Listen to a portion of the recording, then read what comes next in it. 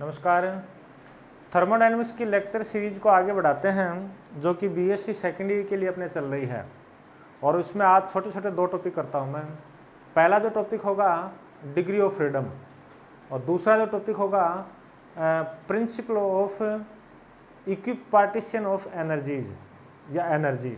ठीक है, तो देखो ये लिखा स्वतंत्रता की कोटियाँ, स्वतंत्रता की कोटियाँ। अब देखो, या फिर डिग्री ऑफ फ्रीडम। देखो मेरे हिसाब से आपके थोड़ा थोड़ा याद है, कोई भी पार्टिकल है, कोई भी कण है, उसकी अवस्था या अभिविन्यास को व्यक्त करने के लिए कुछ स्वतंत्र चरों की आवश्यकता होती है या फिर कुछ स्वतंत्र निर्देशांकों की आवश्यकता होती है। उन स्वतंत्र चरों की संख्या को ही डिग्री ऑफ फ्रीडम कहते हैं, स्वतंत्रता की कोटियाँ कहते हैं। आप इसको ऐसे समझो, किसी पार्टिकल की स्टेट या फिर कॉन्फ़िगरेशन को शो करने के लिए कुछ इंडिपेंडेंट वेरिएबल्स या फिर इंडिपेंडेंट कोऑर्डिनेट्स की आवश्यकता होती है। उन इंडिपेंडेंट वेरिएबल्स की संख्या को ही डिग्री ऑफ फ्रीडम कहते हैं। बात याद होगी सबके। फिर बाद में एक बार दोबारा रिपीट करता हूँ, मैंने क्या बताया, किसी कण की अवस्था या अभिविन्यास को व्यक्त करने के लिए कुछ स्वतंत्र चरों की आवश्यकता होती है या कुछ स्वतंत्र निर्देशांकों की आवश्यकता होती है। उन्हीं स्वतंत्र निर्देशांकों की संख्या को, उन्हीं स्वतंत्र चरों की संख्या को क्या कहते हैं, स्वतंत्रता की कोटियाँ कहते हैं। याद हो गया।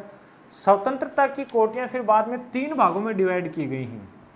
एक तो है आपकी स्थानांतरण गति से संबंधित, स्थानांतरण ट्रांसलेशन मोशन से संबंधित। दूसरा आपका यह है घूर्णन यानी रोटेशन मोशन से संबंधित। और तीसरी आपकी है कंपन यानी वाइब्रेशन मोशन से संबंधित है, या इसको ऐसे बोलते हैं स्थानांतरण की स्वतंत्रता की कोटियाँ, या घूर्णन की स्वतंत्रता की कोटियाँ, कंपन की स्वतंत्रता की कोटियाँ।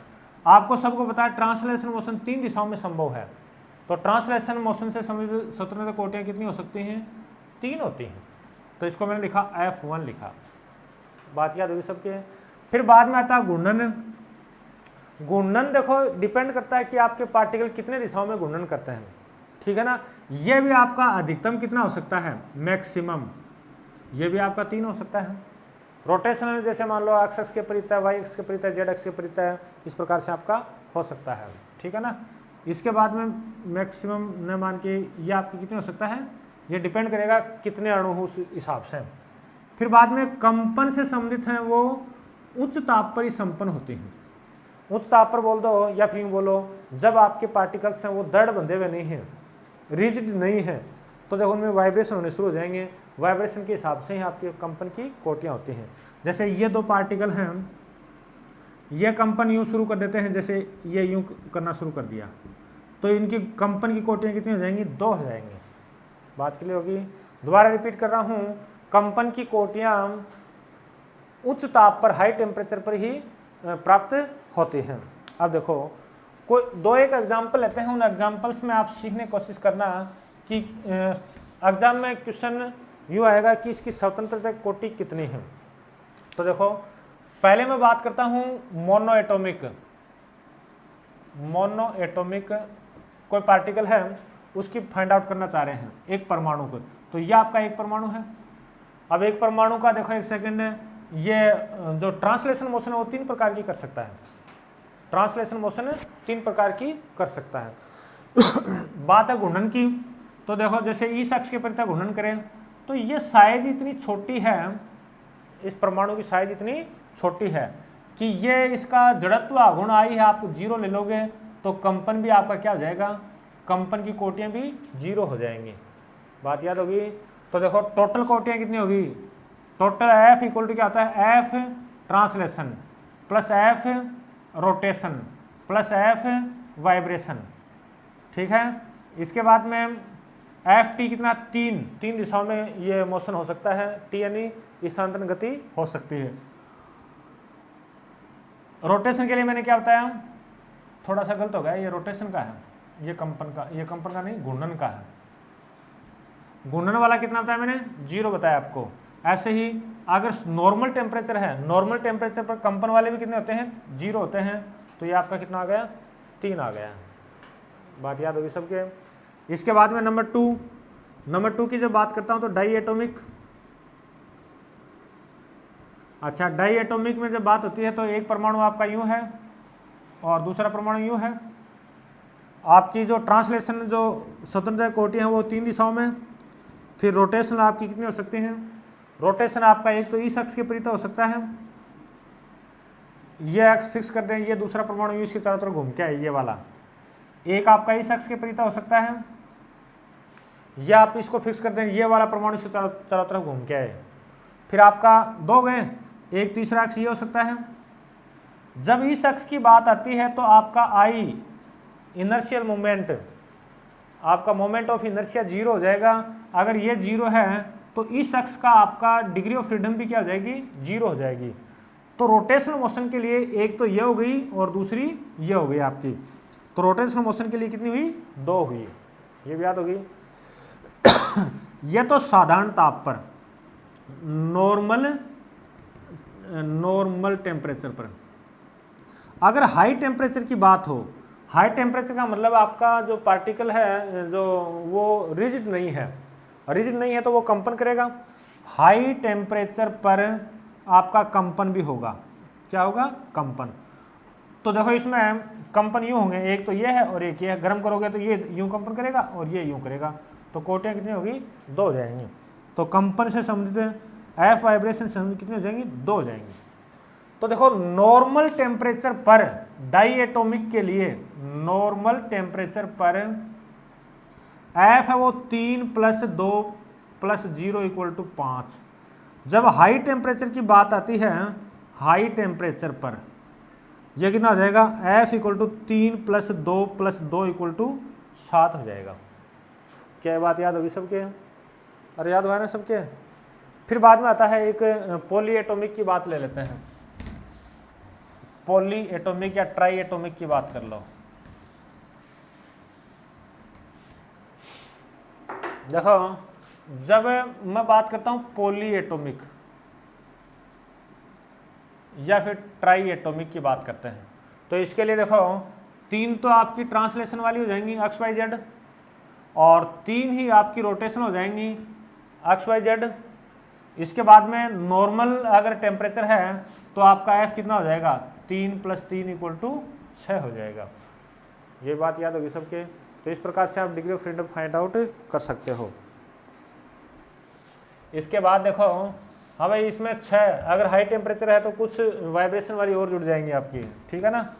अब आगे बढ़ते हैं अपन ऊर्जा के समविभाजन का नियम। क्या बताया मैंने, ऊर्जा के समविभाजन का नियम, या फिर इसी को बोल सकता हूं प्रिंसिपल ऑफ इक्विपार्टीशन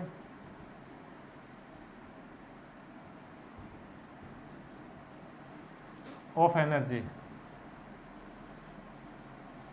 सबसे पहली बात है किसने दिया, ये मैक्सवेल के दिया गया है, मैक्सवेल के द्वारा, यानी ये नियम है ये मैक्सवेल के द्वारा दिया गया। नियम क्या है, बहुत ही आसान शब्दों में बोलूँगा, फिर एग्जाम में लिखने वाली बात बोलेंगे कि प्रत्येक स्वतंत्रता की कोटि की में ऊर्जा समान होती है, यानी प्रत्येक एफ में ऊर्जा क्या होती है, समान। बस इतनी सी बात याद करनी है। आप इसको ऐसे समझना, देखो लिख एग्जाम में ऐसे लिख के आना, आप ऐसे लिखोगे कि प्रत्येक कण से संबंधित किसी कण से संबंधित प्रत्येक स्वतंत्रता की कोटि में ऊर्जा की मात्रा एक समान होती है। बात याद होगी, ऊर्जा समान रूप से वितरित रहती है। आप इसको और आगे यूं बढ़ो बढ़िया तरीके से कि एक ही प्रकार की स्वतंत्रता की कोटियों में ऊर्जा समान रूप से वितरित रहती है। ये लाइन एकदम एक्यूरेट है। मैं दोबारा बोल रहा हूं, एक ही प्रकार की स्वतंत्रता की कोटियों में ऊर्जा जो है वो एक समान रूप से वितरित रहती है, यानी एक ही टाइप की डिग्री ऑफ फ्रीडम में एनर्जी जो है वो यूनिफॉर्म रूप से डिस्ट्रीब्यूट रहती है। क्या बात याद होगी सबके? यानी इसके बाद में देखो, एम्बी स्टैटिक्स जब काम में लेते हैं, मैक्सवेल बोल्ट्जमान सांख्यिकी जब काम में लेते हैं, तो प्रत्येक स्वतंत्रता की कोटि से संबंधित ऊर्जा, स्वतंत्रता की कोटि से संबंधित ऊर्जा हाफ केटी प्राप्त होती है, केटी प्राप्त होती है। यहां पर के क्या है? बोल्ट्जमान नियतांक है, बोल्ट्जमान कांस्टेंट है। बात याद होगी सबके? यहाँ पे मैंने क्या बताया, मैक्सवेल बोल्ट्जमान स्टैटिक्स के अकॉर्डिंग जब चलते हैं तो प्रत्येक स्वतंत्रता कोटि में ऊर्जा कितनी होती है? हाफ केटी होती है। टी एब्सोल्यूट टेम्परेचर है। ठीक है, एक बार दोबारा रिवाइज कर रहा हूँ। ये नियम किसने दिया? मैक्सवेल ने दिया। मैक्सवेल ने क्या कहा कि सभी एक समान स्वतंत्रता की कोटियों में ऊर्जा की मात्रा भी क्या होती है? एक समान होती है, या ऊर्जा एक समान रूप से वितरित रहती है। फिर ये क्या बताया मैंने? इसमें मैंने ये बताने की कोशिश की है कि मैक्सवेल बोल्ट्जमान स्टैटिक्स जब काम में लेते हैं तो प्रत्येक स्वतंत्रता की कोटि में ऊर्जा का जो मान है वो हाफ केटी प्राप्त होता है। के यहाँ पर बोल्ट्जमान कांस्टेंट है और टी यहाँ पर एब्सोल्यूट टेम्परेचर है। यदि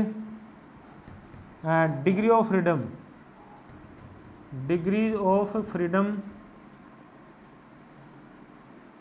एफ हो तो एनर्जी जो है उसको क्या लिखोगे? एक कोटि की तो है हाफ के टी, डिग्री ऑफ फ्रीडम कितनी? एफ है, तो एफ से मल्टीप्लाई कर देंगे। क्या कर देंगे? एफ से मल्टीप्लाई कर देंगे। तो माय डियर स्टूडेंट्स, ये दो टॉपिक जो अपने हैं छोटे टॉपिक हैं, तो छोटे नंबरों में पूछे जा सकते हैं, बहुत ही आसान है। पूछे भी नहीं जाए तो बीच बीच में बहुत जगह पे काम में आते हैं कि इसकी डिग्री ऑफ फ्रीडम इतनी होगी या इतनी, कई बार लिख देंगे ये होती है। तो मैं उम्मीद करता हूँ ये वीडियो आपने ठीक से सुना है और याद भी किया होगा। इसके लिए बहुत बहुत धन्यवाद। Thank you.